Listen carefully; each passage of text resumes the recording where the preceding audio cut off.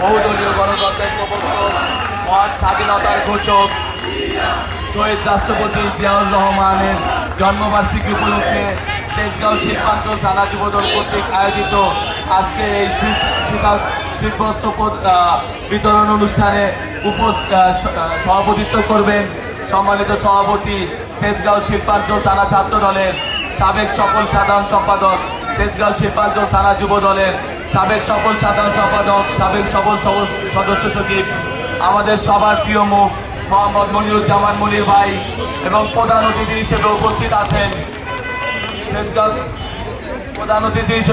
আছেন ঢাকা 12 আসনের মাটি ও মানুষের নেতা,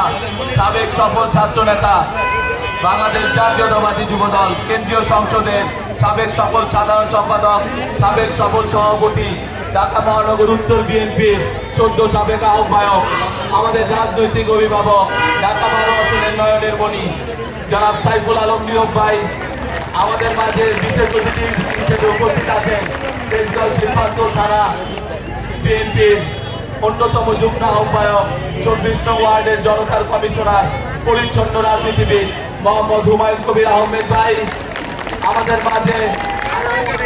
মাঝে আরো সঞ্চালনায় উপস্থিত 24 নং ওয়ার্ড যুব দলের সাবেক সফল সভাপতি, তেজগাঁও শিল্পাঞ্চল থানা যুব দলের অন্যতম যুগ্ম সাধারণ সম্পাদক মোহাম্মদ আলী ভাই সহ তেজগাঁও শিল্পাঞ্চল থানা বিএনপি যুব দল, ছাত্র দল, মহিলা দল, শ্রমিক দল সহ প্রত্যেকটি অঙ্গ সংগঠনের বিভিন্ন স্তরের নেতৃবৃন্দকে জানাই আমি আমার সংক্ষিপ্ত বক্তব্য এখানে শেষ করছি। বাংলাদেশ জাতীয়তাবাদী দল জিন্দাবাদ, বাংলাদেশ জাতীয়তাবাদী ছাত্র দল জিন্দাবাদ, শহীদ রাষ্ট্রপতি জিয়াউর রহমান অমর হোক, দেশনেত্রী বেগম খালেদা জিয়া সুস্থ হয়ে আমাদের মাঝে ফিরে আসুক, তারুণ্যের অহংকার তারেক রহমান জিন্দাবাদ,